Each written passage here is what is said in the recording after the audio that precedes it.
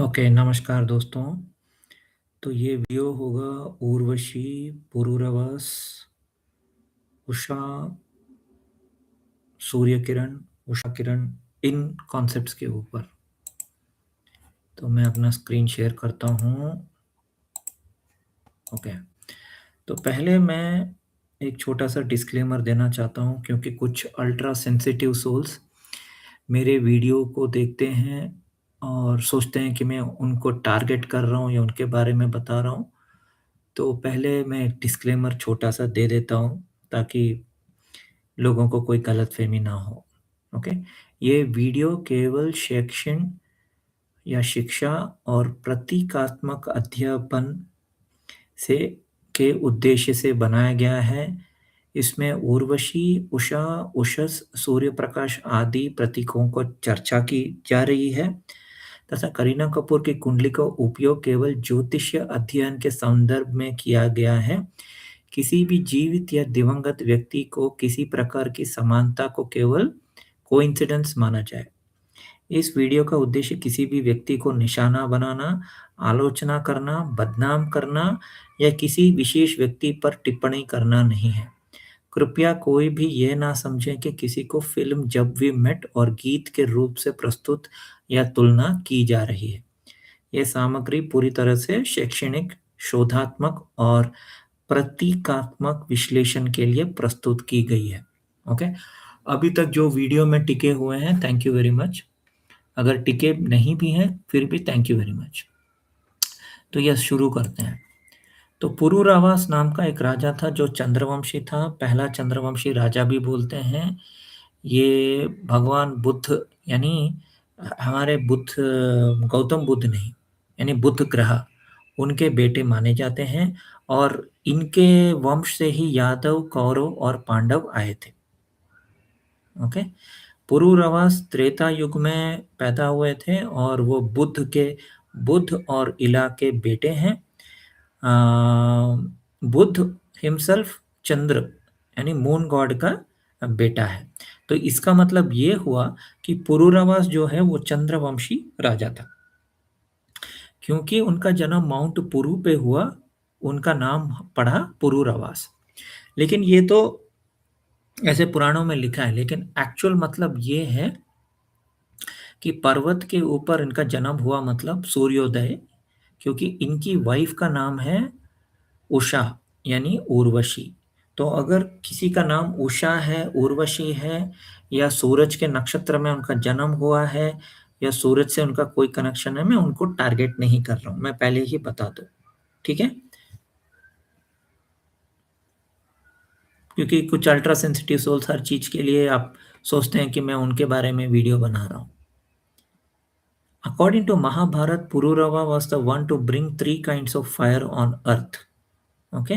From the region of Gandharva. Gandharva जो है वो आकाश में है, वहाँ उनका मिलन हुआ था उर्वशी से और उनकी वहाँ प्रेम कथा शुरू हुई। ओके? शांभव पर्व में लिखा गया है कि पुरूरवा अपने पावर से बहुत ही ज़्यादा प्रभावित होकर बहुत घमंडी बन गया था।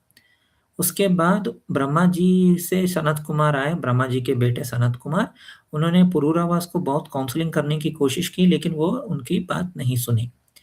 तब पुरूरवास को श्राप मिला कि वो नष्ट हो जाएँगे। मतलब बेसिकली जो सनसेट है, यानी जब सूर्यास्त जो है, वो पुरूरवास का पतन है। बेसिकली ये माइथोलॉजिकल स्टोरी है। तो जब भी हम बोलते हैं अप्सरा या उषा या उर्वशी, ये सब बेसिकली सूरज की रोशनी है, जो सूरज को छोड़ के चली जाती है और फिर शाम को संध्या बन के वापस या छाया बन के वापस सूरज से मिल जाती है, ठीक है? तो पुरूरवास और उर्वशी दोनों का शादी हुआ था, ओके? लेकिन उर्वशी ने एक शर्त रखा, इनफैक्ट 2 शर्त रखा कि आपको मेरे भेड़-बकरियों को आपको देखभाल करना पड़ेगा और आप मुझे या मैं आपको नग्न अवस्था में नहीं देख सकते, ओके? हम नग्न अवस्था में एक-दूसरे को नहीं देख सकते एक्सेप्ट रात के अंधेरे में, वरना हम एक-दूसरे को रोशनी में नग्न अवस्था में नहीं देखेंगे। अगर ऐसा होता है, तो मैं आपको छोड़ के चली जाऊँगी। ये वैसा ही बात हुआ जैसे गंगा शांतनु को छोड़ के चली गई, 7 बच्चों को पानी में मिला दिया, 8वां बच्चा भीष्म बन गया, वैसे ही स्टोरी है। तो पुरूरवास इस कंडीशन को मान गया। लेकिन इंद्र उर्वशी को काफ़ी मिस कर रहा था और उसने क्या किया, गंधर्वा को भेजा उन भेड़-बकरियों को किडनैप करने। और तब उर्वशी ने अपने भेड़-बकरियों की आवाज़ें सुनी, उन्होंने पुरूरवास के ऊपर चिल्लाया और पुरूरवा भूल गया था कि वो नग्न अवस्था में और वो भेड़-बकरियों के पीछे भागा। तब इंद्र ने लाइटनिंग यानी वज्र फेंका, तब उर्वशी ने अपने हस्बैंड को नग्न अवस्था में देख लिया, तब उर्वशी छोड़ के चली गई। तो बेसिकली ये सूर्य उदय और सूर्यास्त का बात कर रहे हैं, ओके? और ये कैसे मैनिफेस्ट होता है लाइफ में कि जैसे कि कोई सूरज जैसा पर्सनैलिटी है, ओके? ये सूर्य उनका मेन प्लैनेट है। तो उनके पास उर्वशी रहती है, ओके? या उषा, उषा बोलो डॉन, क्योंकि उषा जो है उषस, उषस यानी सुबह का जैसे ही सूर्य उदय होता है, जो लाइट होता है उसको हम उषस बोलते हैं। तो वो उषस उसको बस उसके डिप्रेशन को ठीक करने या उसको उससे मिलने के लिए उसके पास आती है, बाद में उसको वो छोड़ के चली जाती है, ओके? ये रियल लाइफ में मूवीज़ में ऐसे देखने को मिलता है, अगर ये स्टोरी उनके लाइफ में हो रहा है तो। तो मैं करीना कपूर का एग्ज़ाम्पल इसलिए ले रहा हूँ क्योंकि करीना कपूर का जो सूरज है वो उत्तर फाल्गुनी में है, ओके? उत्तर फाल्गुनी सूरज का नक्षत्र है और वो भी कन्या राशि में है। Then she also has Shani in Uttar Phalguni same सूरज के साथ एंड देन उनका और एक प्लैनेट जुपिटर भी उत्तर फाल्गुनी में है। वैसे लग्न पूर्वाषाढ़ा यानी आपस, गंगा ये सब स्क्रिप्ट भी रहेगा। आई थिंक अशोका मूवी में वो ऐसे पानी के पास वो नाच रही थी, all that is Ganga, waters theme. Same पानी के पास नाचना you can see Aishwarya Rai in some movie क्योंकि उनका भी पूर्वाषाढ़ा है। लेकिन रोशनी वाला जो कॉन्सेप्ट है, गीत वाला जो कॉन्सेप्ट है, वो जब वी मेट में देखने को मिलता है, क्योंकि वहाँ क्या होता है कि वो जब शाहिद कपूर बहुत डिप्रेस हो जाता है, वो कहीं अंधेरे में चला जाता है और ट्रेन में बैठता है, सुसाइड करने का सोचता रहता है, उसी टाइम ये रोशनी की तरह आती है, उसको बहुत मोटिवेट करती है, फिर बोलती है कि उसका कोई लवर है जिसका नाम अंशुमन है और शाहिद कपूर उसकी मदद करता है, लेकिन अंशुमन निकलता है निकम्मा, फिर करीना कपूर उधर ही छाया या संध्या बन के शिमला में रह जाती है, फिर वहीं स्कूल में टीचर बन जाती है। उसके बाद शाहिद कपूर के पास गीत यानी करीना कपूर के रिलेटिव्स जाते हैं।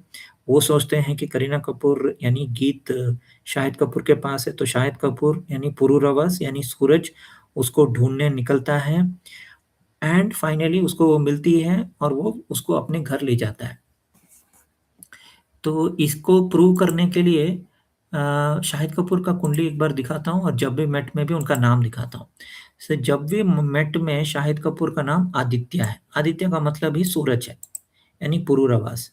करीना कपूर का नाम गीत है। Geet is like light, it is like Gita, it is like song, song of like Bhagavad Gita या जैसे बोलते हैं ना सुबह-सुबह गायत्री मंत्र। क्योंकि गायत्री जो भी वो भी सूरज की ही एक शक्ति है, ऐसे हम ले सकते हैं। और तरुण अरोरा जो विलन है उसका नाम है अंशुमन।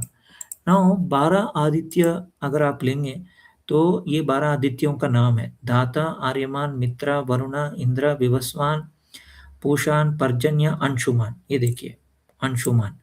फिर भगा, त्वस्था, विष्णु। सो विष्णु भी एक आदित्य है। 12वां आदित्य विष्णु है।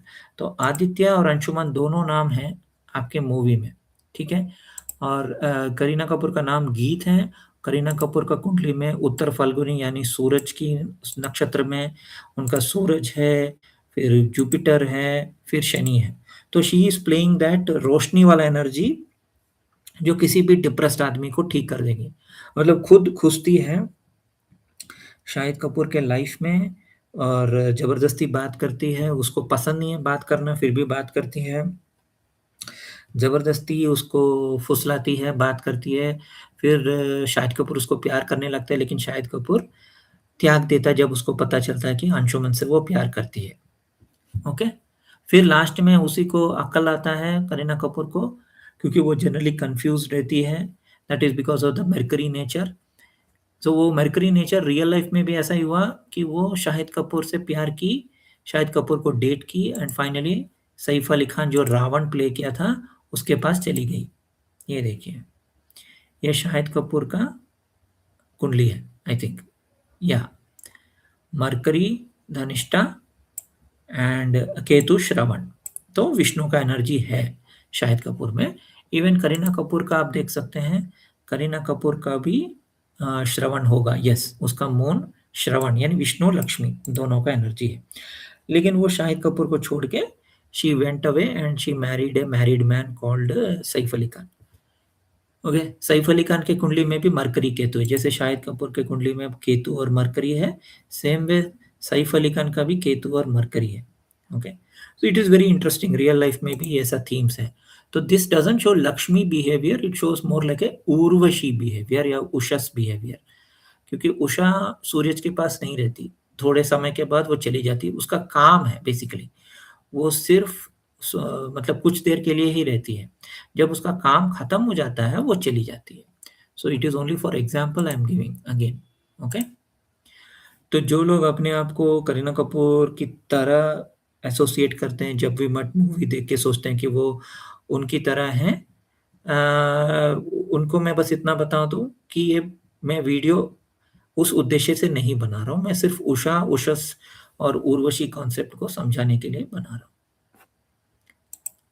ओके, और आदित्य 12 आदित्य मैंने दे दिया है। तो यस, ये छोटा सा video for you guys. Thank you very much.